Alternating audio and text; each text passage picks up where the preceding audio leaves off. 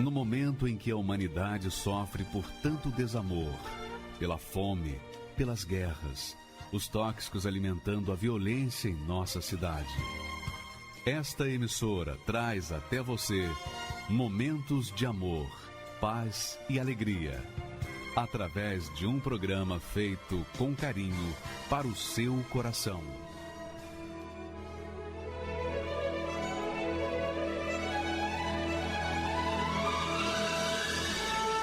E agora, com você, a Palavra Amiga do Bispo Macedo.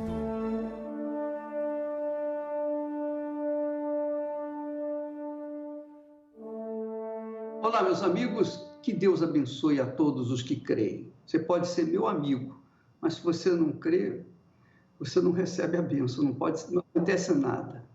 Tem que acontecer uma crença, tem que acontecer uma fé inteligente, uma fé apoiada na palavra de Deus.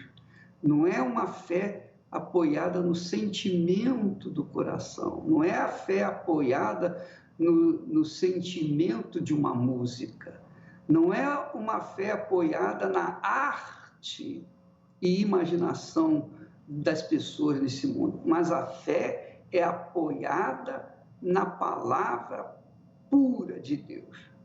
Então, não é uma fé apoiada numa religião, mas a fé apoiada na palavra de Deus. Não é a fé apoiada na palavra do homem, ou dos homens, ou dos filósofos. Não, a palavra de Deus é a base, é o fundamento da fé inteligente. Então, quando nós apoiamos a nossa fé na palavra de Deus, independentemente das circunstâncias, então a coisa acontece. No passado, nós tivemos N exemplos do poder de Deus e daqueles que eram ou foram heróis da fé em suas respectivas épocas. Então, estes homens heróis da fé tinham conhecimento da palavra de Deus e na hora do sufoco, na hora do aperto, do desespero, apelaram para o Altíssimo. Mesmo assim, eles tiveram que enfrentar situações. É o caso de um homem chamado Senaqueribe.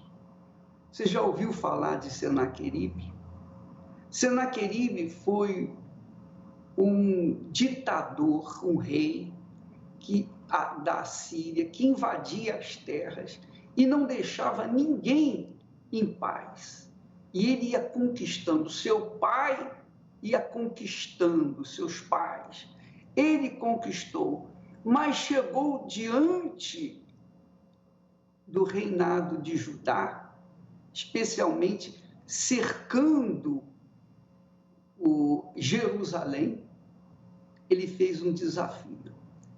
E nós temos um vídeo que vai mostrar como era esse homem, esse general rei, esse imperador, a maneira dele ser, a crueldade dele ser para com os seus inimigos. Vamos assistir este vídeo com muita atenção, por favor.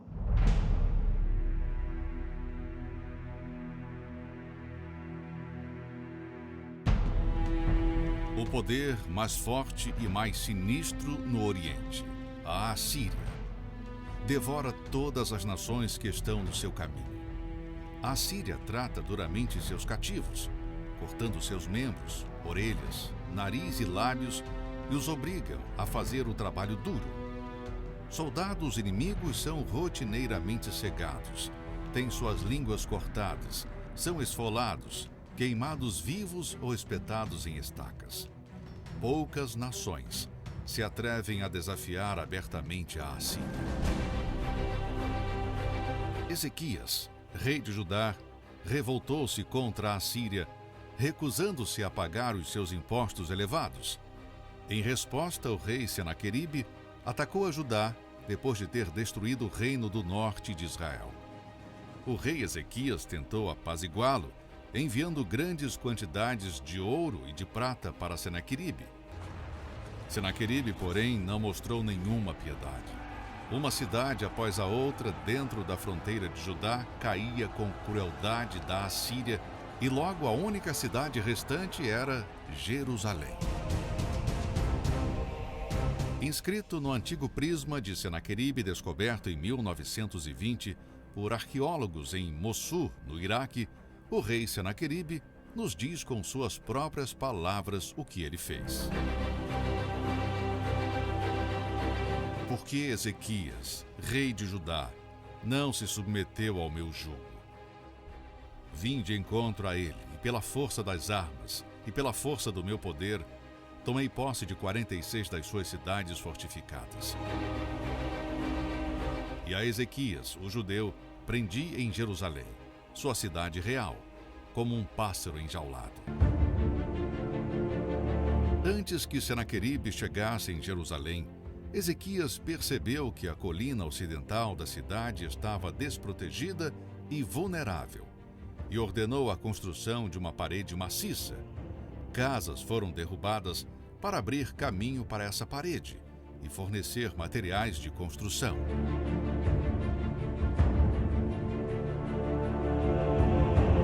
A fonte principal de água de Jerusalém, a fonte de Gion, também precisava de proteção, e se isso não fosse feito, poderiam bloquear a fonte, retirando toda a água da cidade. Um ousado plano de Ezequias foi a construção de um túnel, desviando a fonte a uma distância equivalente a 1/4 de milha. Sob as bases da cidade, os trabalhadores começaram a escavar cada extremidade do túnel, proposto através de uma rocha sólida. E completou o seu projeto incrível antes de Senaqueribe chegar. A aniquilação de Judá parecia certa. O comandante supremo se aproximou do muro da cidade para se reunir com funcionários de Ezequias e leu uma carta de Senaqueribe em voz alta para que as pessoas da cidade ouvissem. E começou a lançar insultos contra Ezequias e o Deus de Israel.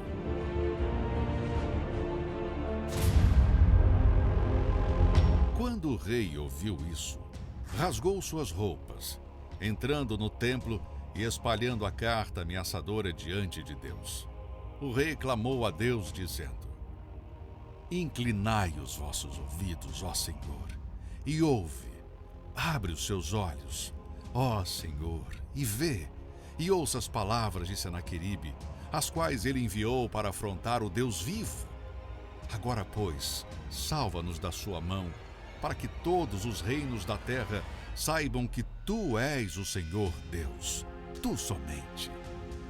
Naquela noite, o anjo do Senhor foi enviado e pela manhã, ao despertar, o poderoso Senaqueribe descobriu que 185.000 dos seus soldados haviam morrido durante a noite. Ele abandonou o cerco de Jerusalém e retornou para a Assíria.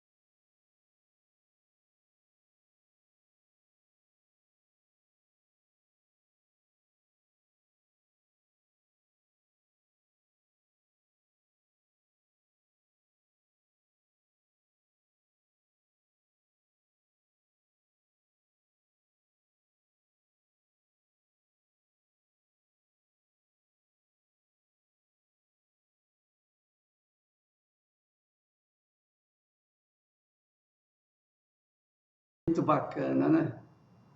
Muito bacana. Ele havia vencido muitas nações, 46 cidades do reino de Israel, o reino do norte de Israel. Quando chegou diante lá de Jerusalém, ele cercou Jerusalém, mas não pôde entrar, não pôde chegar. Por quê? porque o rei Ezequias, que conhecia a palavra de Deus, o rei Ezequias simplesmente pegou a carta de ameaçador, a carta de afronta de Senaqueribe e entrou no templo, o templo construído por Salomão. E lá ele falou: olha, Deus, aqui a carta do nosso inimigo, de Senaqueribe. E Deus o ouviu. Aí você vai dizer assim: bispo, mas o templo de Salomão foi destruído, foi reconstruído e destruído outra vez. Pois é, mas nós temos o templo de Salomão. Nós temos o templo de Salomão. Não é o original, não é o original, é uma cópia, mas é o templo. E o Espírito de Deus está nesse templo, como está em qualquer igreja onde há um altar consagrado a Deus. O templo de Salomão é único. O templo de Salomão é único, é para todos os povos, para todos os povos. Então, nós vamos fazer o seguinte: você que tem um Senaqueribe na vida, por exemplo, você foi diagnosticada com câncer. O que você vai fazer? Você tem fé em Deus, no Deus de Ezequias, no Deus de Abraão, de Isaac e de Israel. Você tem fé. O que você vai fazer com esse prognóstico que você tem contra a sua vida? Você tem a carta do divórcio do seu marido, da sua mulher, e você não quer o divórcio. Você não quer, você quer continuar casado, quer continuar com seus filhos, mas você não vê outra alternativa. O que vai fazer? Então, essa carta, você vai fazer uma carta, vai pegar um envelope em qualquer igreja universal do Reino de Deus e vai colocar essa carta dentro do envelope com a sua oferta de sacrifício e vai remeter para o templo de Salomão. Mas, bispo, puxa, mas não dá para me levar lá, não dá para ir no templo. Você vai entregar na igreja universal, qualquer igreja universal do Reino de Deus, espalhada pelo mundo. Essas cartas vão chegar no templo e nós vamos orar. Eu estarei orando, eu estarei junto com os demais bispos, orando no dia 14, no templo de Salomão. E nós vamos apresentar a sua carta de afronta da doença, a carta de afronta que diz que você tem que se preparar para morrer porque o câncer já está avançado. A carta que diz que você vai ser despedida. A carta que diz que você vai ser prejudicado. Aquele negócio que você tem e que está para sair, aquela assinatura que falta, sabe? Aquele negócio que está quase praticamente fechado, mas falta uma assinatura. Nós vamos reunir todos os nossos pedidos.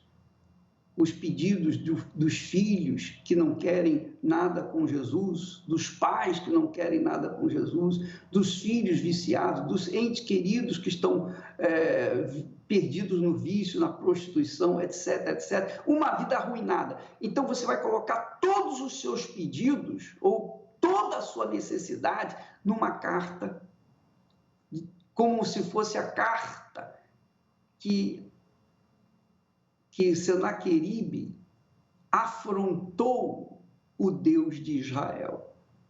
Naquela altura, veja só o que ele, Senaqueribe, falou para o rei Ezequias, o rei de Judá. Então ele disse assim: o rei Senaqueribe falou para o rei de Judá, que era Ezequias: não sabeis vós o que eu e meus pais fizemos a todos os povos das terras? Porventura puderam, de qualquer maneira, os deuses das nações daquelas terras livrar o seu país da minha mão? Qual? De todos os deuses daquelas nações que meus pais destruíram, o que pôde livrar o seu povo da minha mão, para que o vosso Deus vos possa livrar da minha mão. Olha só a ousadia, a petulância de Senaqueribe. Ele fez esse desafio. E é a mesma coisa que muitas pessoas têm em suas vidas. Porque aquele médico falou, olha, o diagnóstico que eu tenho aqui diz que o seu câncer está em estado avançado, que não tem saída, não tem solução, não tem remédio. Ou essa depressão você vai ter que conviver com ela pelo resto da sua vida. Não tem cura. Tem a gente poder amenizar o sofrimento, mas não tem cura. Uma doença incurável, um problema insolúvel, um filho, uma filha perdida na prostituição, nos vícios, etc., jogado nas ruas. Então, essas afrontas, minha amiga e meu amigo, que nós temos sido afrontados, é o que faz a gente ficar, poxa, meu Deus, o que eu faço? O que eu vou fazer? Senhor, tem misericórdia de mim, eu já fiz jejum, eu já fiz corrente, não aconteceu nada.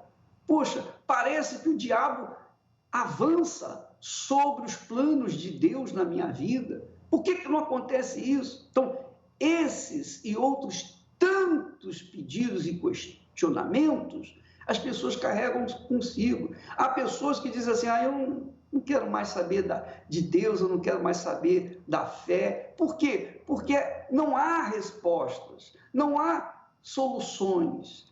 Então, no dia 14 desse mês de abril, nós vamos unir todo o povo da Igreja Universal do Reino de Deus, todos os pastores, bispos, obreiras, obreiros, todos que têm a fé no Deus de Abraão, no Deus de Isaac, no Deus de Israel, e vamos partir com essas cartas ou com essas afrontas, vamos chegar diante do trono do Altíssimo, lá no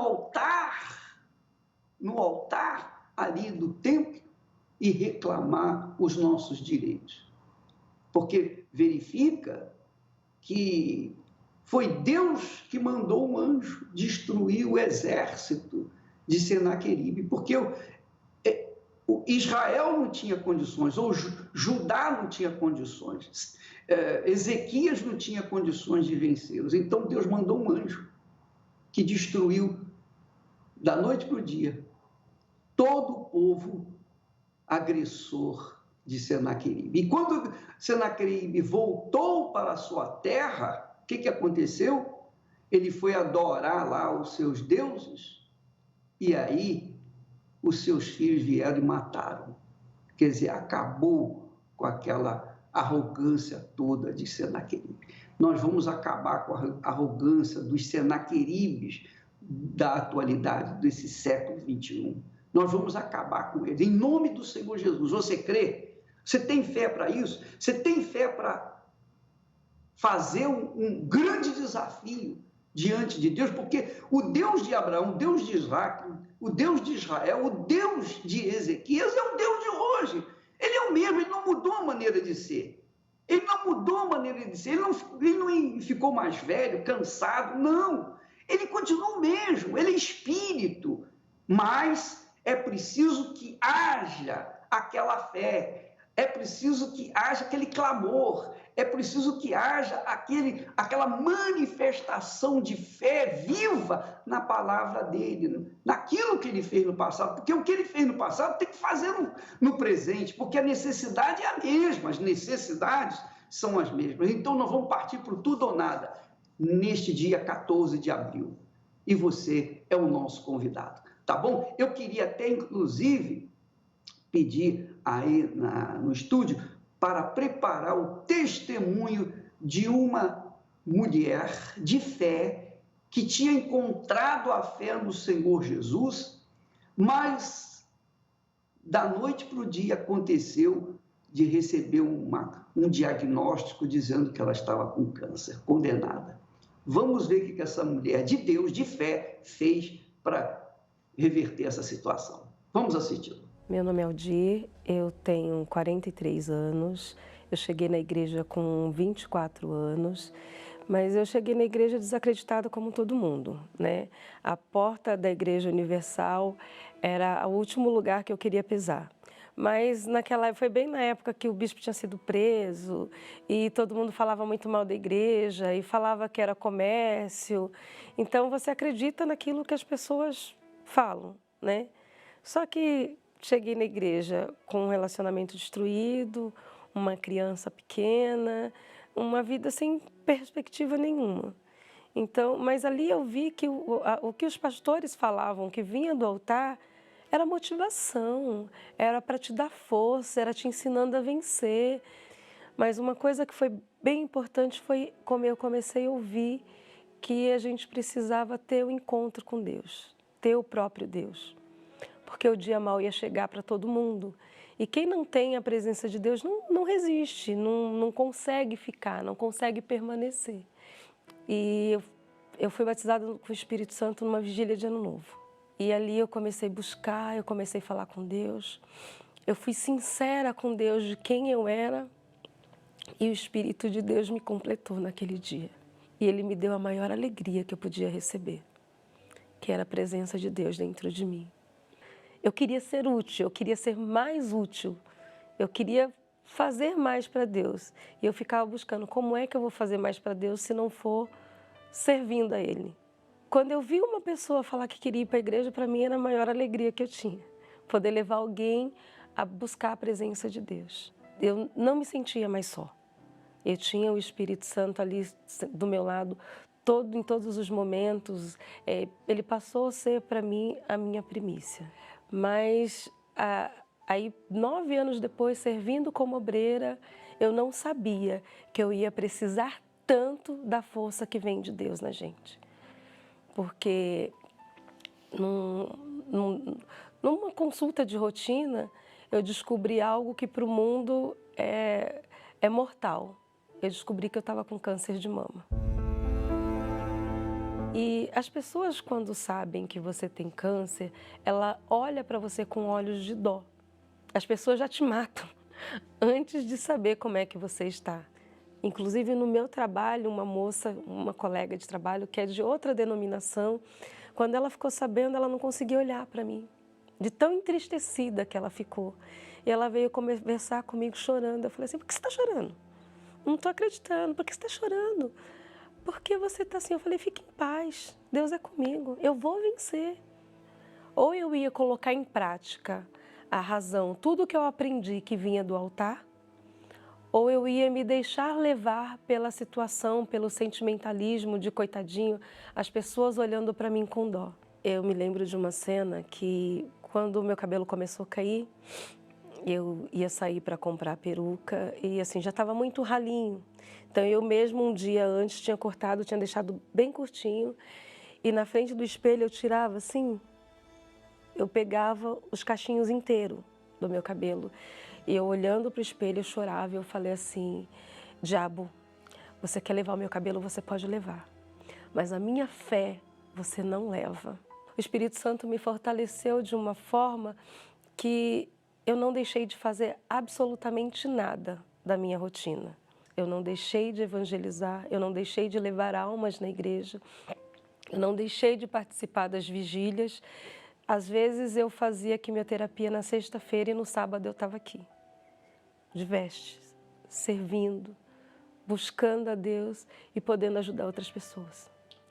E lá na clínica onde eu fazia quimioterapia, eu cheguei a confortar algumas pessoas que descobriram que estava com câncer, saía da sala do médico desesperado, falava, não, Deus vai abençoar a senhora. Cheguei a dar alguns cartãozinhos do templo para a pessoa lá, falando que Deus ia curar ela. Então, se eu não tivesse essa força, se eu não tivesse o Espírito Santo em mim, eu não acredito que eu suportaria tudo isso. Eu optei por usar a minha fé, por participar das correntes de cura, por fazer aquilo que eu vinha sendo ensinado todos esses anos. Porque uma coisa é você se apoiar na fé dos outros, mas chega um momento em que é você e Deus. Eu nunca estive tão perto de Deus. Nunca, porque eu orava de manhã, eu saía de casa, eu entregava o dia, eu chegava em casa, eu agradecia por ter chegado. Paulo dizia que viver é Cristo e morrer é lucro. Então, eu tinha essa palavra dentro de mim e fiz o outro exame e não constava nódulo nenhum. Aí eu falei, graças a Deus. Agora, Senhor, o Senhor pode usar isso para salvar quem o Senhor quiser. E a minha médica, né, a médica que me acompanha, a oncologista, ela falou assim, você é bastante otimista. Eu falava, não sou otimista, isso não é otimismo, isso é fé, isso é o meu Deus. E eu falo, eu só pude vencer porque Deus foi o meu alicerce, porque o Espírito Santo estava comigo. O Espírito Santo para mim é a minha direção, é o meu refúgio, é o meu melhor amigo, é a minha proteção. O Espírito Santo para mim é tudo.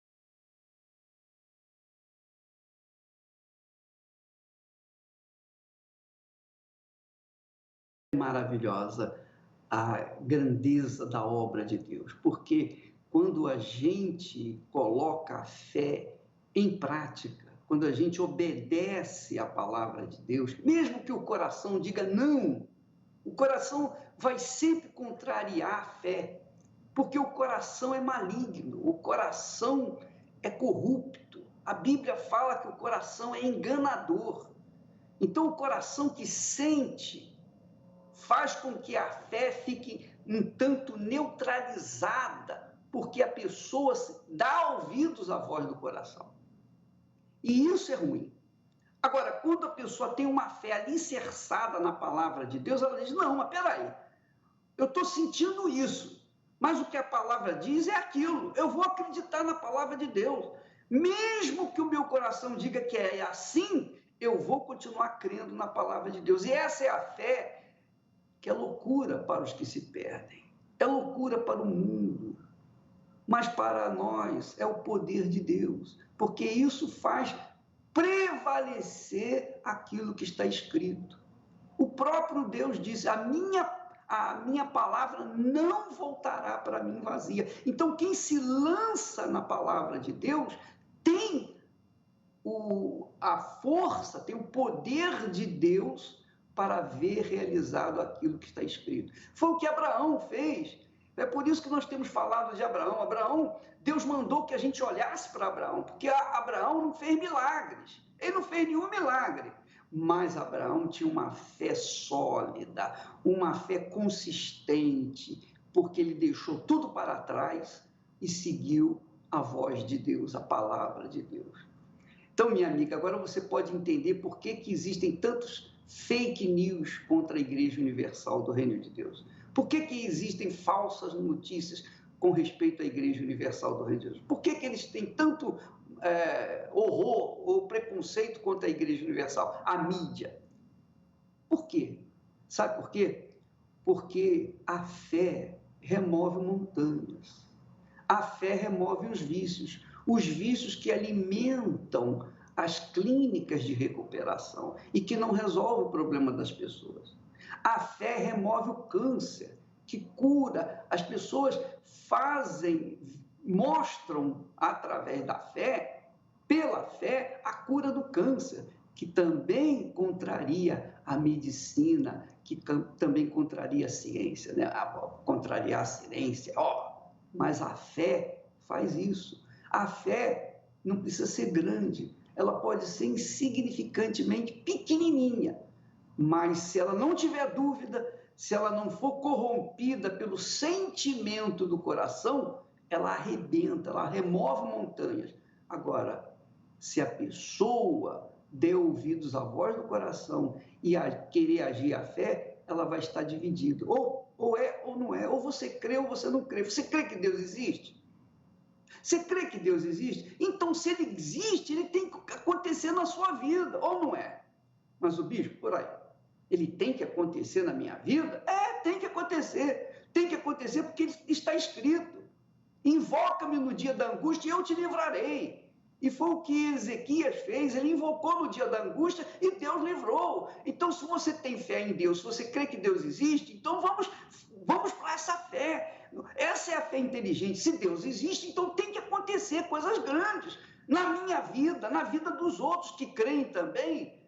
Ora, não foi à toa que Jesus morreu, não foi à toa que ele sofreu para dar vida àqueles que nele creem. Ora, minha amiga, Jesus ressuscitou. Nós vamos ver na novela a morte dele, a crucificação, mas depois nós vamos ver também a ressurreição dele. Ele não está morto, ele está vivo para honrar a sua palavra. Ele está vivo para honrar a sua palavra, para aqueles que creem nessa palavra. Então, por isso, minha amiga, nós temos um mundo que traz notícias falsas ou fake news contra a Igreja Universal do Reino de Deus, porque a Igreja Universal funciona. Essa é a realidade. Você pode ir para qualquer lugar, mas quando você está mesmo com dor de barriga, está com desespero, você não sabe mais o que fazer e bate na porta da Igreja Universal, você resolve o problema. E é o que tem acontecido com as pessoas. É o que aconteceu com essa criatura que também sofreu, foi vítima do fake news. Vamos assisti-la. Meu nome é Vandecleia Moro, eu sou advogada, tenho 39 anos. Eu fui vítima de fake news. O primeiro contato que eu tive com a Igreja Universal foi vendo uma reportagem de jornal que passavam os pastores, que eles tinham feito um culto, uma concentração no grande estádio, e passavam eles com as sacolas. aquilo me causou uma repulsa. Foi o primeiro contato que eu tive, porque na mídia dizia que aqueles sacos pretos estavam cheios de dinheiro. Esse era o preconceito que eu tinha, que a Igreja Universal era uma seita, que iludia as pessoas, utilizava-se de um benefício, porque ele tinha uma boa oratória, tem uma boa oratória, então ele convencia as pessoas a dar aquilo que não tem. E para mim, todo mundo que ia na Igreja Universal era o chamado Zé Povinho. Eram pessoas muito simples, que não tinham condições nenhuma e que iam porque não tinha outro lugar para ir. Então a mídia jogava um lado que não é verdadeiro, falava algo que ele distorcia a verdade e a gente comprava. Porque antigamente, pelo menos eu tinha essa impressão, tá no jornal é verdade. Ah, saiu no jornal é verdade. Então a gente era influenciada de uma forma negativa. Eu entendia que aquele não sabia por que ninguém fazia nada, por que a justiça não tomava providências. Há anos já tinha ouvido falar que ele havia sido preso. Então por que soltou? Por que esse homem continua fazendo o que ele fazia? Então era uma revolta muito grande, mas tudo alimentado, não foi uma semente.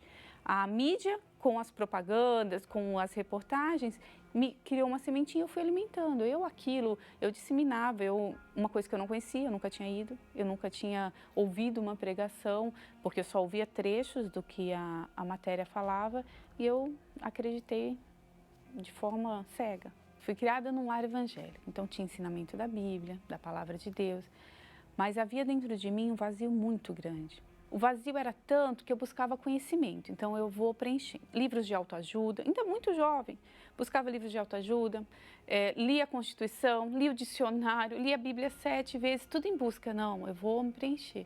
Mal sabia, depois eu fui entender que a palavra mata, né? O que vivifica é o Espírito, então eu estava morrendo. Inclusive depois falei, a conhecimento não resolveu, eu já tenho conhecimento, já busquei, falta algo na minha vida sentimental. Vou encontrar alguém que me ame, que eu amo, vou constituir uma família. E assim foi. Encontrei meu esposo, nós casamos, logo depois decidimos que íamos ter um filho, tudo planejado, uma vida estruturada, tudo planejado. Decidimos, tive meu filho, mas não mudou. Nem o amor do meu marido, nem o amor do meu filho fez com que aquele vazio passasse. A dor era...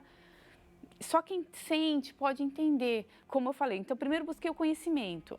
Vou me encher de conhecimento. Não foi suficiente. Não, falta algo na família. Então, vou ter uma família. Consegui a família. Não, não é isso. Então, eu devo estar fazendo alguma coisa errada. Estou desobedecendo a Deus.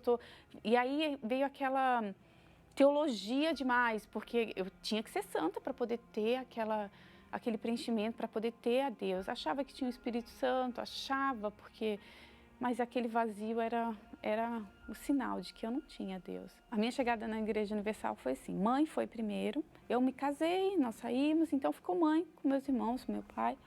Aí mãe foi primeiro e mãe me convidava, vamos, eu falei, não vou. E ela me deu um livro que eu falo que aquele livro foi o que abriu a minha porta, a minha visão.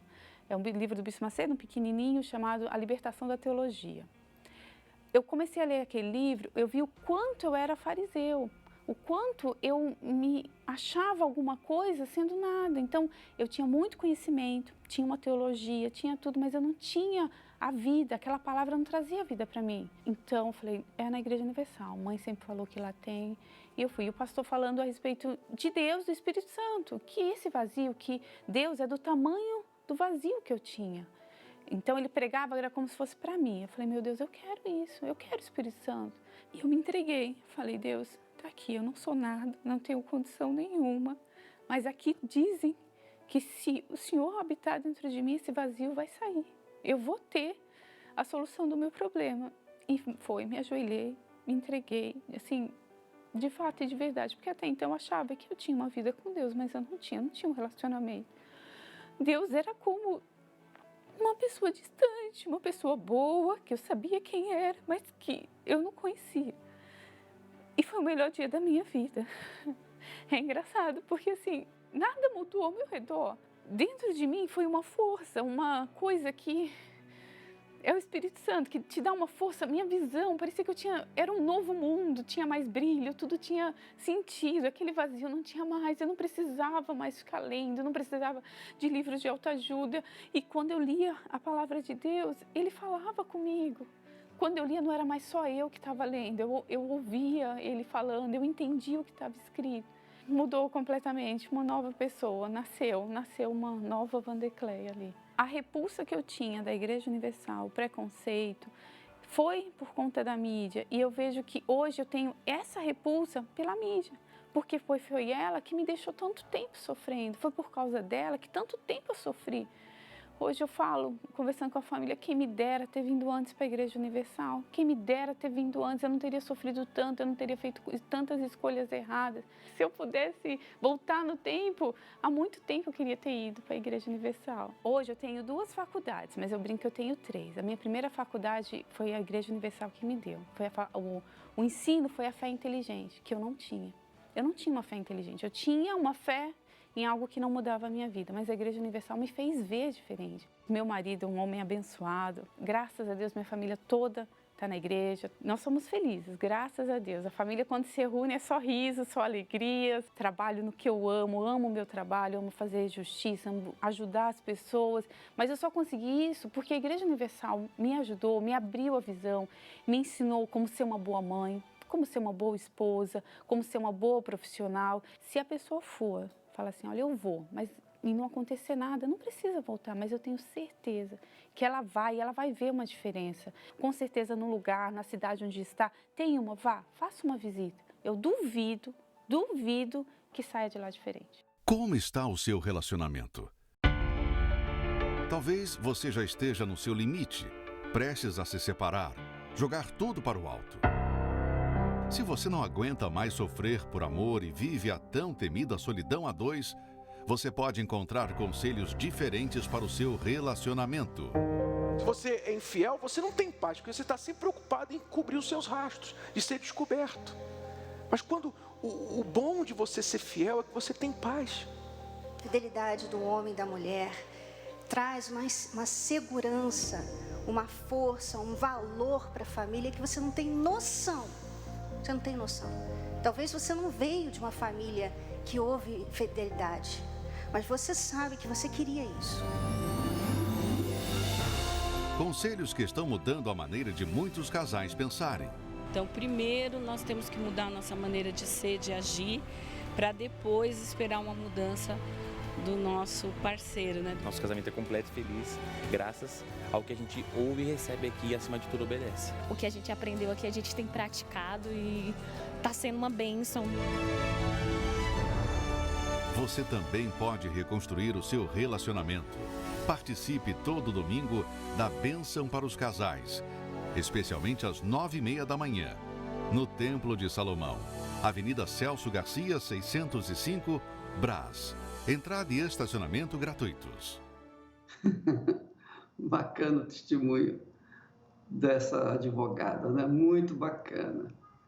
Porque, às vezes, a pessoa, ela mesma se amarra, ela mesma impede a Deus de agir na vida dela, porque ela concebe conceitos e acha que aqueles conceitos são verdadeiros e ficam ali amarrados, igual jumentos, empacam a vida no barro, na lama e não conseguem sair. E a teologia, a religiosidade faz as pessoas terem aquela sensação de que Deus é com ela, Deus é com elas. Só que não há resultado. O resultado prático é pífio, é ou não é? Você crê em Deus, mas não vê Deus na sua vida? Que adianta crer em Deus? Agora, se Ele existe como você crê, então tem que acontecer. Ó Deus, eu estou aqui, eu estou desesperado. Se o Senhor é verdadeiro, se o Senhor existe, o Senhor está me vendo, então venha ao meu encontro. Então, essa é a fé que parece ser arrogante, mas não, ela é impetuosa. É uma fé que a pessoa clama porque tem certeza de que é a vontade de Deus, que ela seja uma criatura diferente, tenha vida e vida com abundância. Olha, nós temos um testemunho que vai mostrar para você como é que Deus age na vida das pessoas que o invocam com todas as suas forças, de todo o seu coração, de toda a sua mente, de todo o seu entendimento. Pode ser branco, pode ser negro, pode ser feio, bonito, gordo, magro, pode ser brasileiro, pode ser estrangeiro, pode ser o que for, homem, mulher, pode ser homossexual, heterossexual, lésbica, pode ser ladrão, bandido, pode ser o que for. Se invocar a Deus com aquela fé que Deus é real, verdadeiro, aquela fé, ó Deus, só existe, se ela invocar, então vai ter a resposta imediata. Essa é a campanha do dia 14, a campanha que nós vamos apresentar a carta de Senaqueribe, que pode ser um divórcio, pode ser uma separação, pode ser um desastre na sua vida sentimental, seja lá o que for, seja lá o raio que for. Deus é grande, e porque Ele é grande, coisas grandes têm que acontecer. Deus é perfeito, e porque Ele é perfeito, Ele não faz nada imperfeito. É esse Deus que nós vamos invocar no dia 14, nós vamos lá no templo, eu estarei lá junto com os demais bispos, pastores, tomando as cartas de todos vocês para invocá-lo em nome do Senhor Jesus Cristo. Nós vamos assistir, então, o testemunho maravilhoso desse homem que foi abençoado, chegou na igreja, era um nada, e hoje, olha só a vida dele. Meu nome é Luiz Fernando da Silva, eu nasci numa família humilde no interior de São Paulo, uma cidade chamada Miguelópolis, onde eu tive uma infância muito conturbada, né? A gente passava muitas dificuldades já na infância, nunca tive condições de comprar um tênis bom, um sapato, roupa, sempre aquela roupa bem humilde, bem simples. E assim, meu maior desejo na infância era ter um brinquedo legal, um carrinho de controle remoto, e nunca tive, meu pai teve condição de poder me dar isso. Na verdade, eu não tinha nem perspectiva de ter uma vida boa, uma vida decente. A minha perspectiva era que eu ia viver e morrer naquela mesma situação que a gente vivia. Eu não tinha um objetivo de vida. Eu comecei a trabalhar de ajudante de pedreiro e depois passei a ser pedreiro. E aí eu tive uma oportunidade, com meus 18 anos, de vir para São Paulo, né? Foi exatamente para uma cidade chamada Itatiba e trabalhar aqui na Grande São Paulo. Eu saí das casas dos meus pais e comecei a viver uma situação muito pior do que eu vivia lá, porque eu fui morar em alojamento de obra, morar em barraco, e eu me afundei mais na bebida, porque aí bateu aquela solidão da família, e aí eu afundei muito na bebida mesmo. No primeiro dia que eu conheci a minha esposa, eu tinha um carro que nem poderia chamar de automóvel, mas era um carro que eu tinha, uma Belina velha. Primeiro dia que eu fui sair com ela, eu até brinco com ela é de muita fé, porque quando eu fui sair com ela, o carro acabou a gasolina em frente à casa dela. Então ali foi uma humilhação muito grande para mim. A gente se casou. Quando eu casei, eu vivi razoavelmente 3 anos da minha vida bem, até ter a minha primeira filha, que aí a minha esposa foi obrigada a largar o trabalho e eu sozinho fazendo o meu trabalho de pedreiro, eu não conseguia manter a casa. Aí minha filha pequena, com 3, 4, 5 meses, aí veio as dificuldades, aí sim começou as brigas mais frequentes no casamento, porque eu não tinha condição de comprar 1 litro de leite para minha filha. E ali assim foi muito humilhante para um chefe de família não ter, ao menos na época era 90 centavos, 80 centavos 1 litro de leite, e eu não ter condição. Em vez de eu ter o prazer de chegar do trabalho e ir para casa, eu já ia para o bar. Porque eu ia para casa para ter briga, então eu preferia ficar no bar em vez de ficar com a minha mulher, e ali eu ficava no bar e voltava já embriagado para casa. Quando vinham os pensamentos de mim, eu me sentia um lixo, porque um inútil, não ter condição mesmo de sustentar uma família, minha esposa, tirar a esposa da casa dos pais dela e depois não ter condição de sustentar, assim, eu me senti um lixo. Comecei a fazer dívida com um agiota para poder suprir as necessidades da casa, e o próprio agiota era o dono do bar que eu ia, acabei pegando amizade com ele foi emprestando dinheiro, e ali, na hora que eu vi, eu já estava com a dívida impagável. Que aí foi aonde foi o fundo do poço mesmo, que ele foi na minha casa e começou a tirar os móveis. Móveis não, né? O resto de coisa que tinha dentro de casa. Aí foi ali que foi o, assim, que eu vi realmente que o meu casamento tinha acabado ali. Porque minha esposa, ela nunca tinha falado daquela maneira que ela falou comigo. Ela falou, basta, acabou, hoje é a última noite que eu fico aqui, amanhã eu vou embora para casa dos meus pais. E foi quando eu me despertei, que aí eu fiquei no sofá, né, que tinha lá um sofá no velho, escorado com tijolo, lembro perfeitamente.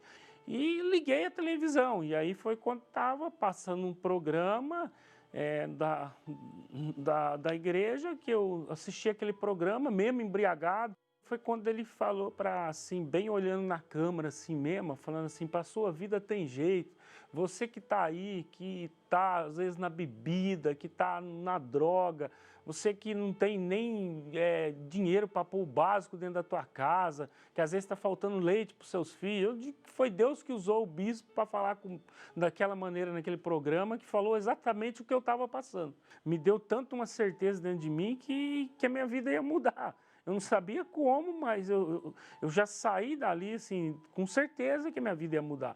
E eu cheguei, um pastor bem simples, humilde, me atendeu ali.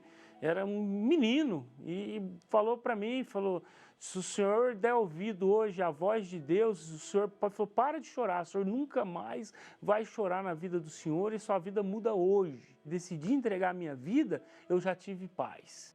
Numa pregação até do jovem rico lá, que aí que aquilo entrou muito dentro de mim, porque não adiantaria eu conquistar algo se eu não tivesse o mais importante, que seria o Espírito Santo dentro de mim.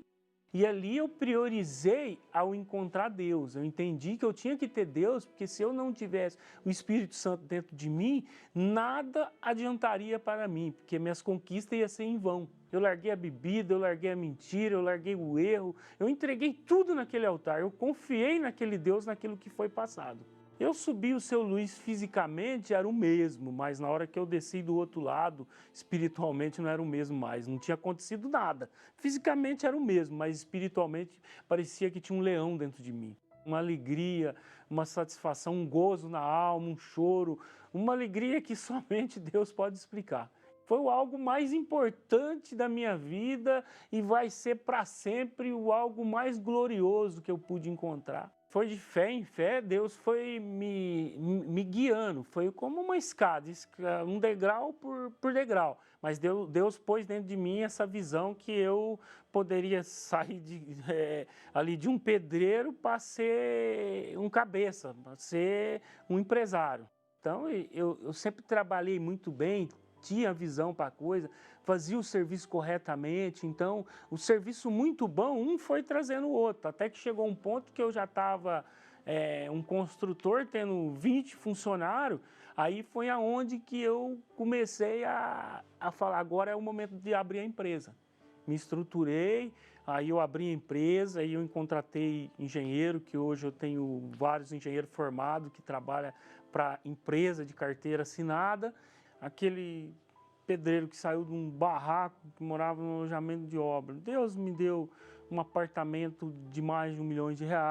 Deus deu a sede da minha empresa, que mais de R$800 mil. Meu relacionamento hoje, sim, eu tenho uma família extraordinária, abençoada, né? Eu e minha esposa vive assim uma lua de mel. A minha filha, eu digo que foi tudo através daquela entrega. Ela fez, com 17 anos, ela passou para uma faculdade de medicina, uma das faculdades mais concorridas do nosso país. Eu sempre de ouvir da voz de Deus e obedeci a Deus. Às vezes eu tenho até dificuldade de falar, mas eu não tenho dificuldade de obedecer o altar e a voz de Deus, não. Eu não trocaria o Espírito Santo por todos os tesouros desse mundo, por nada. Porque sem o Espírito Santo eu não tinha nada do que eu tenho.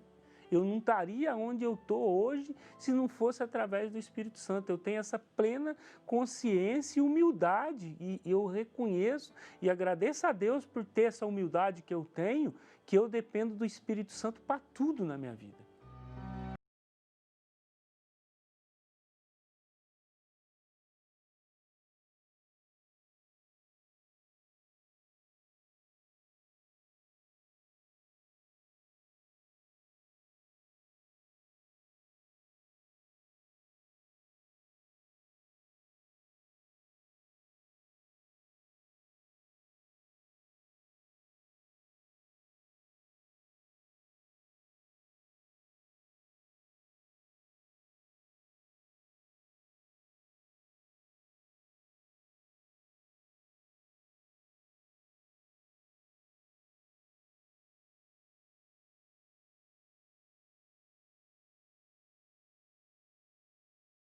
Ó meu Pai querido e amado, eu também tenho dificuldades para falar com o teu povo que tu és o socorro de todos aqueles que te invocam com sinceridade, de todos aqueles que creem na tua palavra, naquilo que o Senhor fala, que o Senhor diz e garante para aqueles que em ti creem. Eu sei, meu Senhor, que muitas pessoas cultivam mais a religião, adoram mais a sua religião, a sua igreja, do que a ti. E por isso as suas vidas são uma miséria, são um mar de lágrimas. Mas eu peço que o Senhor, neste momento que nós estamos falando aqui contigo, e o Senhor está vendo as pessoas que estão orando conosco, estão concordando conosco e que são sinceras, elas estão, assim, num caminho errado. Elas estão seguindo um caminho errado. De repente, elas são como Judas, que andava com Jesus, mas não tinha o caminho certo. O caminho errado é que tem seguido. Então, eu te peço, Espírito Santo, toca nelas. Toca-as e agora, neste momento. Faça alguma coisa com que elas sejam convencidas de que tem que mudar essa situação. Que o Senhor não é de pau, de pedra, de metal. O Senhor não é um boneco. O Senhor não é uma criação humana, uma invenção do ser humano. Não, o Senhor é o Deus vivo, Espírito e verdade. Então venha ao encontro dessa criatura que está gemendo neste momento. Gemendo, desesperada, em busca de uma palavra, de uma solução. Meu Pai, venha ao encontro dela e faça acontecer aquilo que é normal a ti fazer, é natural para o Senhor, porque para o Senhor não é nada curar uma dor de cabeça ou um câncer, uma paralisia. Para o Senhor não é nada fazer uma pessoa sem condições econômicas ser rica, próspera, abençoada, porque o Senhor prometeu a vida com abundância. Então, venha ao encontro dessa criatura que participa dessa programação para mudar a vida dela, para que ela venha reconhecer que só o Senhor é Deus. Só o Senhor é Deus. Em nome do Senhor Jesus, nós te pedimos e te agradecemos. E todos os que creem digam amém, que não tem vergonha de dizer amém, falam em amém e graças a Deus. Quando todas as portas do mundo estiverem fechadas e você perceber que as verdades estão todas erradas, quando você não tiver no mundo nem mais um amigo, não tiver mais ninguém ao seu lado que lhe dê abrigo, só Jesus,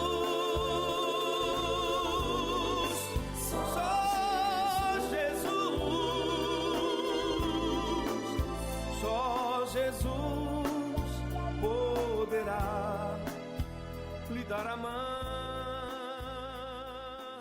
Não se esqueça, domingo nós vamos ter aquela reunião especial para a família, para os lares, para os membros da família. Mesmo que você não tenha mulher, não tenha marido, não tenha uma família, venha participar, traga a foto do seu marido, traga a foto da sua esposa neste domingo, às 9h30 da manhã, especialmente aqui no Templo de Salomão. Deus abençoe a todos e até lá, em nome de Jesus.